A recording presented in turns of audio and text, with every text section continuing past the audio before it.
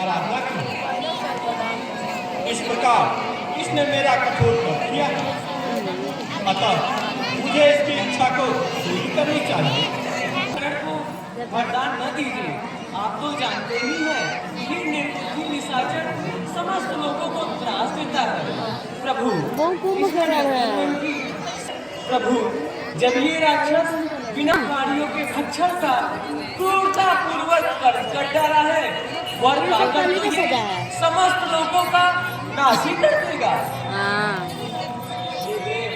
आप बहाने इसे मुक्तकर इससे समस्त लोगों को कल्याण और सम्मान हो जाए। आप सभी के विचार उत्तम जान करते हैं, अतः मैं मंत्र द्वारा देवी सरस्वती का आवाहन करता हूँ और इस राक्षस कुंभकर्ण को मोह में डाल देता हूँ।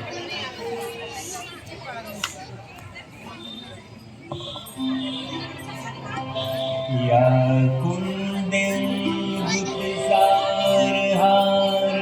धवला या शुभ्रवस्त्राभिता या वीणावरदण्डमण्डितकरा या श्वेतपद्मासना या ब्रह्मासुत शंकर प्रभृतिभिः देवैः सदा वन्दिता सा मां पातु सरस्वती भगवती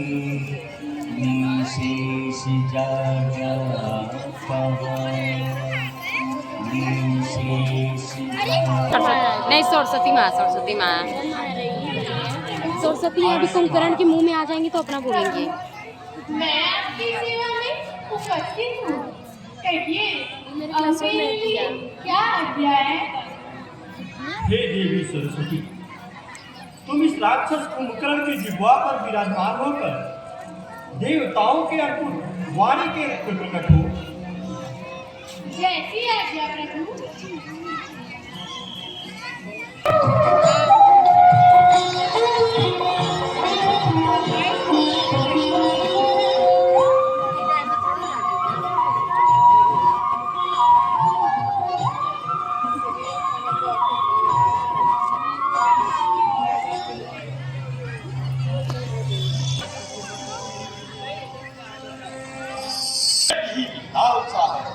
कि मैं एक दिन जाकर घोर खा-पी के 6 माह तक शिकार हूं। एवं अस्ति। परंतु हे कुंभकर्ण सुनो, जब कोई तुम्हें असमय जगाएगा तब यह जान लेना कि तुम्हारी मृत्यु निकट है।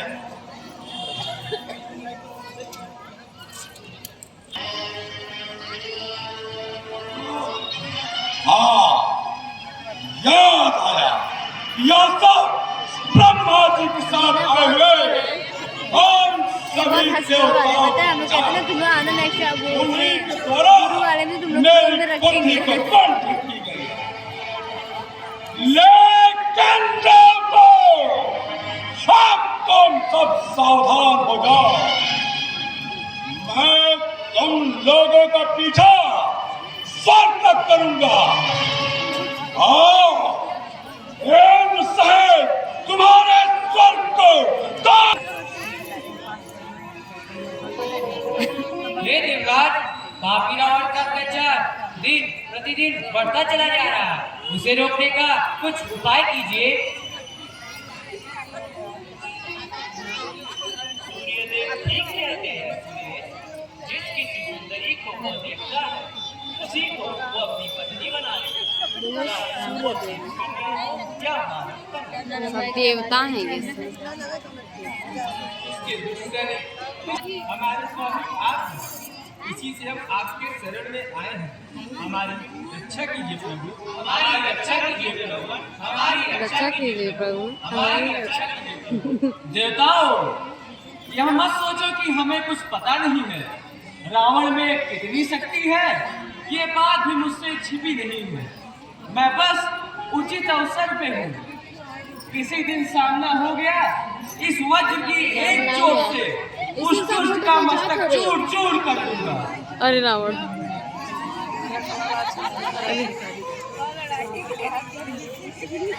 रावण आए। ये रावण अच्छा नहीं लग रहा, पिछले वाला अच्छा लग रहा है। अरे महाप्रतापी रावण पुत्र मेघनाथ से दो हाथ कर ले। कौन? रावण का पुत्र मेघनाथ मेरे स्वर्ग में? हाँ, सच में। और यह स्वर्ग तेरा नहीं, राक्षस का रावण का है। मेघनाथ, तू अभी बालक है, युद्ध करना तू क्या जाने। लगता है इस वज्र के बारे में तूने अभी कुछ सुना नहीं है। अगर प्राण बचानी हो तो जाकर अपनी माँ के गोद में छिप जा और अपने पिता को भेज।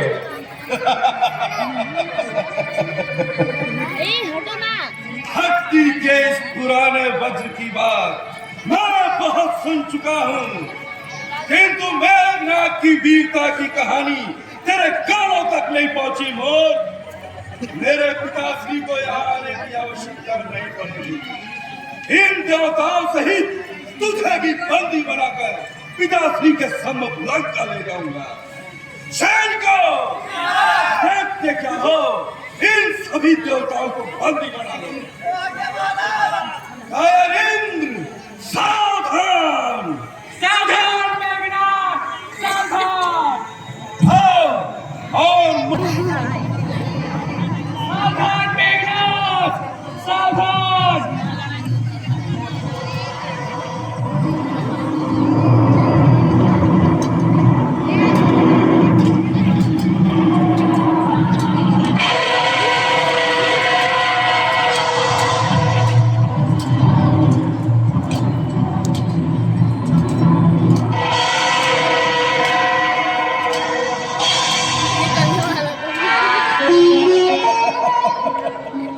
अरे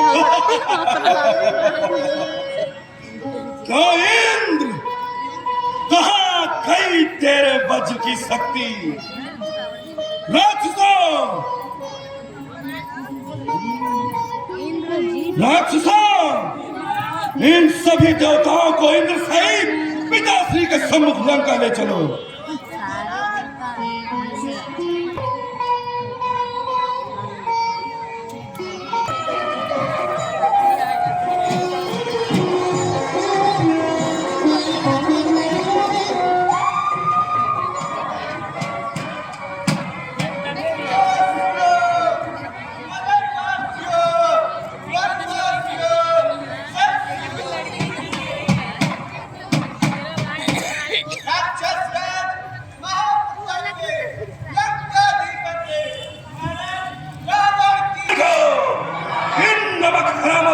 निकाल लो, इन्हें इतना सताओ कि ये स्वयं कर देने को तैयार हो जाए।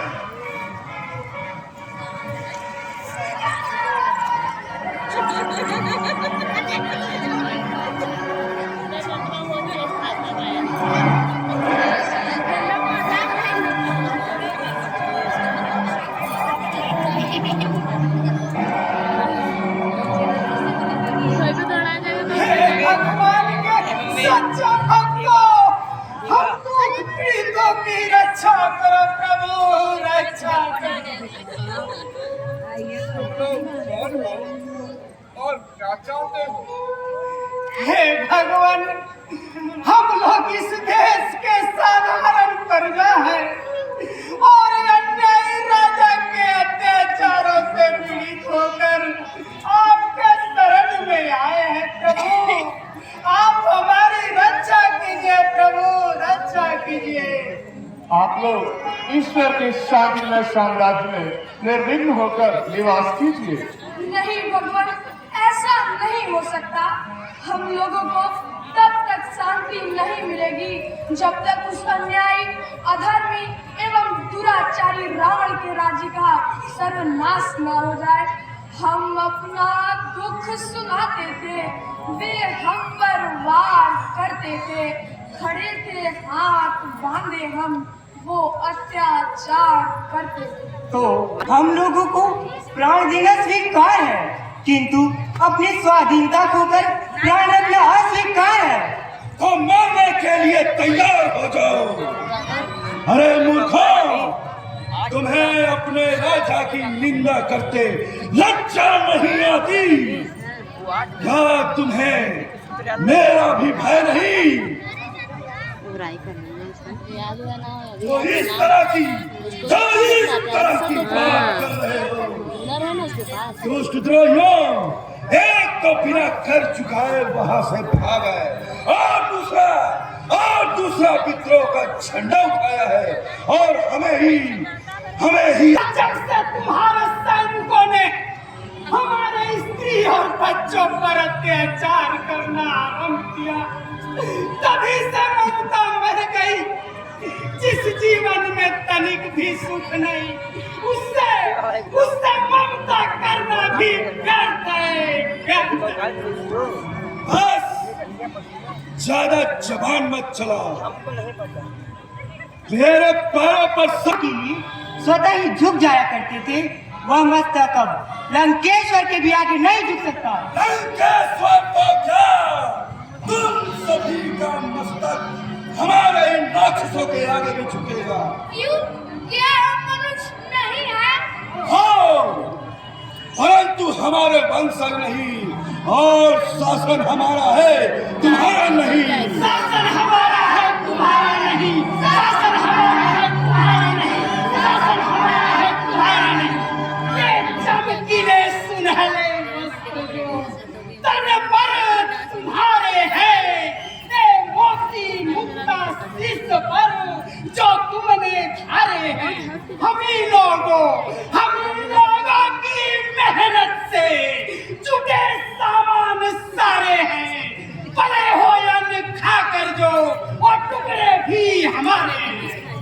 खबरदार, जो आगे एक शब्द भी निकाला, सैनिकों, देखते क्या हो, इन नमक हरामों का रक्त निकाल लो।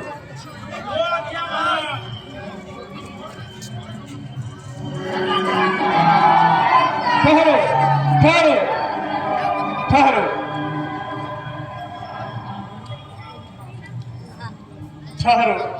निर्दोषों का रक्त ना बहाओ।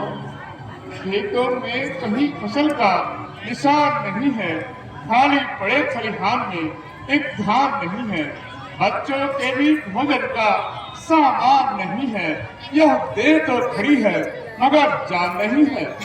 यह सब बेकार की बातें हैं।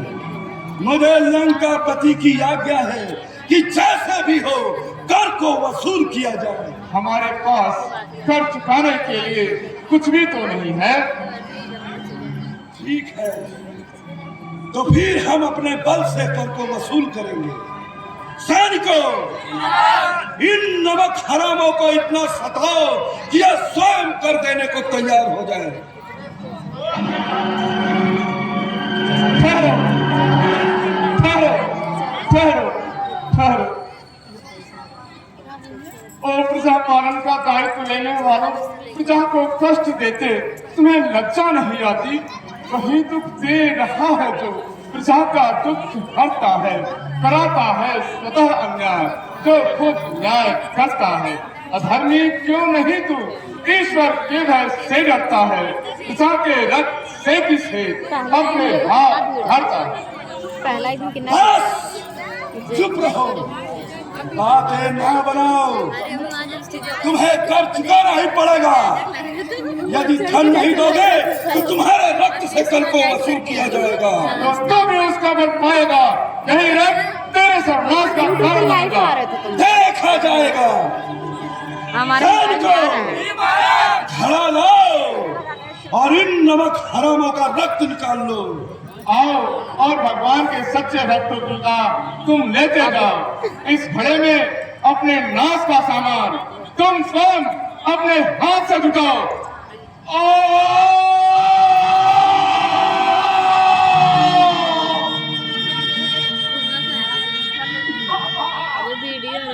सामान जुटता है,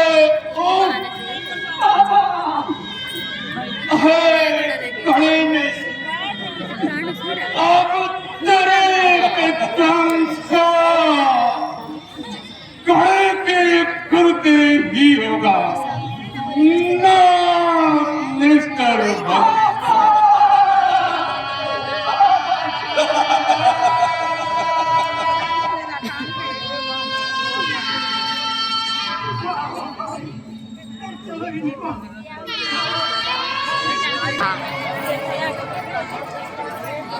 राउंड कहिए मंत्रीवर, राज का सब कार्य ठीक से चल रहा है ना? महाराज आपकी आज्ञा से काम हो रहा है। धर्म, कर्म, पूजा, पाठ, यज्ञ, हवन कहीं भी नहीं होने दिया जाता। दसों दिशाओं में आपकी जय जयकार हो रही है। सबको समझाया जाता है कि आपको ही ईश्वर माने। वाह,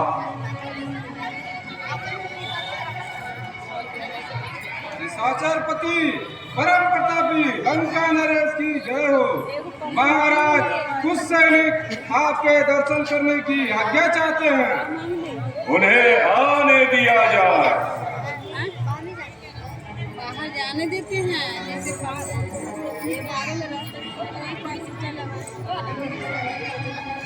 अन्नदाता की जय हो। कर के रूप में ऋषि मुनियों इस बार उनसे रक्त लिया है, तुम्हारा जाना तो उनका मांस वही नोच कर खा जाना। महाराज, उन दुष्ट ऋषियों ने रक्त देते समय कहा कि यह रक्त आपके सर्वनाश का कारण होगा।